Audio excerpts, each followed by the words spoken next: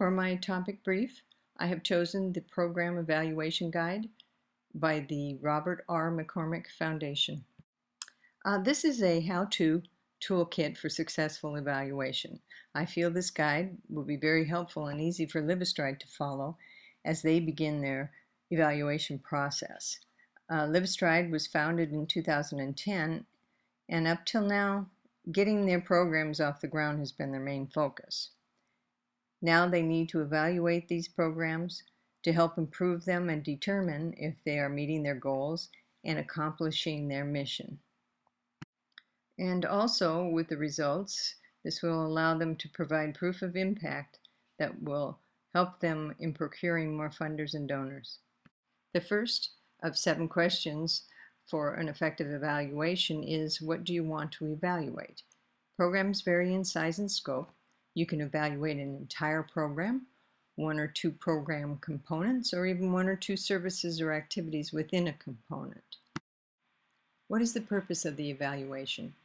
Determining this is quite simple. What drives the evaluation are the questions that you want to answer. Some questions are, how do multiple programs compare? What is the environment in which the program is taking place? How does the environment affect the program? What does it cost to achieve the program's outcomes? What effects is the program having on the clients?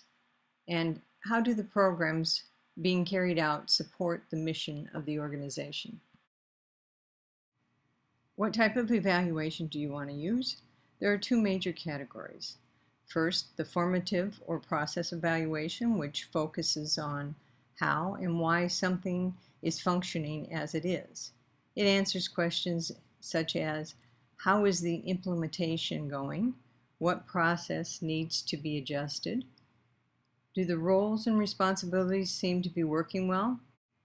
And are there any environmental factors that weren't taken into account that require the model to be adjusted? The second category is the summative or outcome evaluation, which focuses on determining the effectiveness or value of a program. It answers questions such as, is the program achieving its objectives? What is its overall quality? What predicted or unpredicted impacts has the program had? And is this something that we want to continue to support or encourage its expansion? Data that comes from this type of evaluation is often used for marketing and PR as well, demonstrating to potential supporters and donors the value of the program or service. What data do you need to answer your questions? Once you've determined your questions, you need to figure out how to find the answers. Sometimes the questions that you are asking have straightforward answers, but other times the questions are more complex and the answering them is a little more difficult. We use indicators to help us answer the questions. How will we know? They are the evidence of accomplishments, changes made, or progress achieved. These are the measurements that answer evaluation questions. How do you gather the information? Well, once you know what you would like to know and from whom you want this data, you need to determine what type of data collection methods you will use. The 2 most popular are surveys and interviews. However, there are numerous others. The methods that you choose should be guided by which methods are the most likely to provide the data you need, which are the most appropriate given the situation, which are least disruptive to your program and clients, and which methods you can afford and do well. How will you analyze the information? Organizing and analyzing your data will allow meaningful interpretation that takes time and effort. The purpose of data analysis is to make sense of the information. It needs to be presented in a way that people can understand it and see not only the obvious, but the more subtle nuances that may be important. How will you use and share the results? The use and dissemination of evaluation data should be carefully considered early on when the initial planning is taking place.